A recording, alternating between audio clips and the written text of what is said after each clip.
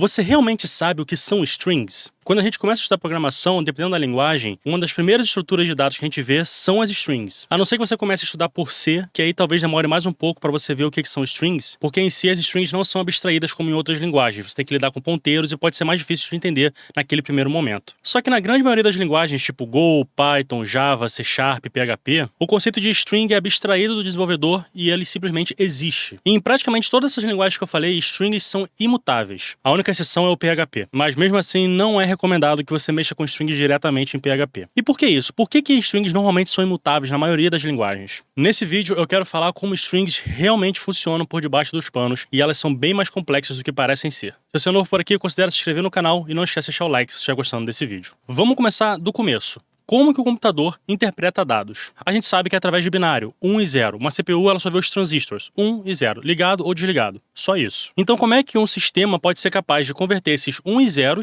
em um tipo de caractere que a gente consegue entender? É aí que entram as strings. Só que para uma string existir, ela precisa de três coisas. Primeiro, o tamanho da string.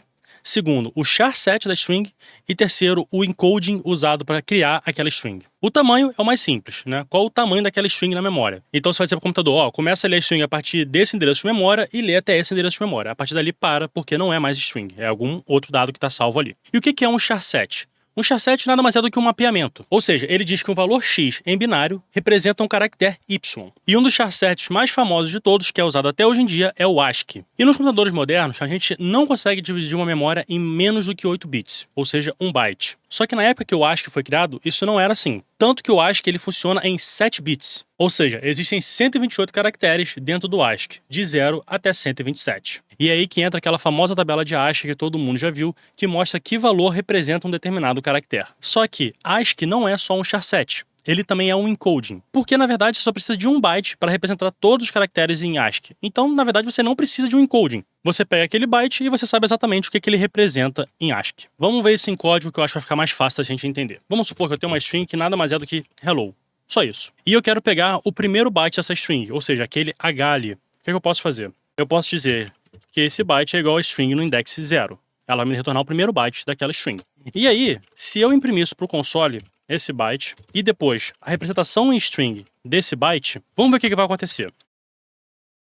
A gente tem lá 72 e a letra H. 72 nada mais é do que o byte em si, é o valor que está salvo naquele espaço na memória. É o número 72. E quando eu falei para o computador interpretar que esse byte como uma string, em Go, por padrão, é usado o TF8. E o TF8 é compatível com ASCII. Daqui a pouquinho eu vou explicar melhor o que é o TF8. Só que, por enquanto, a única coisa que você precisa saber é que ele é compatível com ASCII. Vamos entender o que o código Go fez, então, por debaixo dos panos. Então, ele foi lá na tabela ASCII e viu, ó, o 72 significa H. Então, ele colocou H ali no meu console. E é só isso, relativamente simples. Basicamente, um número representa um caractere.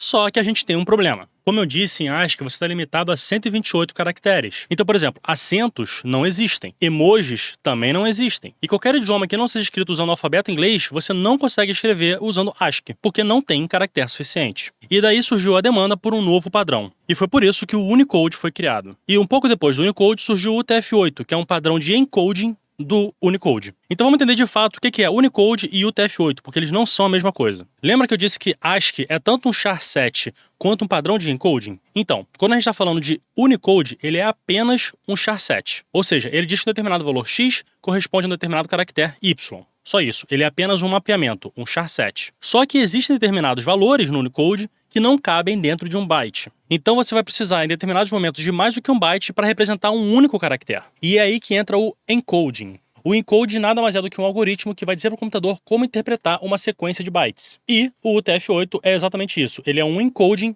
para Unicode. Ele é simplesmente um padrão que é capaz de representar todos os caracteres presentes no Unicode. E como eu disse antes, tanto o Unicode quanto o UTF-8 são 100% compatíveis com o ASCII. E só uma curiosidade aqui, quem criou o UTF-8 foi o Ken Thompson junto com o Rob Pike, que são os mesmos criadores da linguagem de programação Go. Mas enfim, vamos de novo voltar para o código para tentar entender melhor tanto o UTF-8 quanto o Unicode. Bom, agora a nossa string ela é Hello World com esses caracteres aqui em chinês. Conta comigo aqui quantos caracteres a gente tem nessa string. Hello são 5, a gente tem uma vírgula, 6, um espaço, 7 e mais 2 caracteres, 9. Então, eu acho que se eu imprimir o tamanho dessa string, ele vai me dizer 9, né? Vamos ver se isso vai acontecer?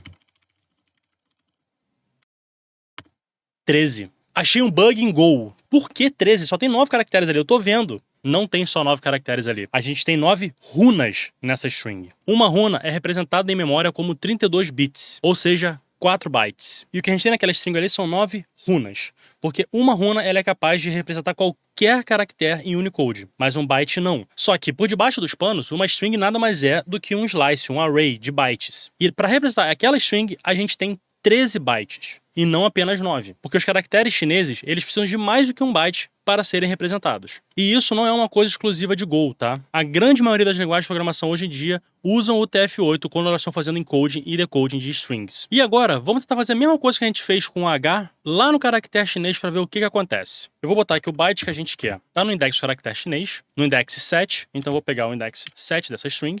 E eu vou fazer a mesma coisa. Eu vou primeiro imprimir o byte em si e depois vou dizer para o computador interpretar aquele byte como uma string. E vamos ver o que vai ser impresso aqui no console pra gente, se eu rodar esse código.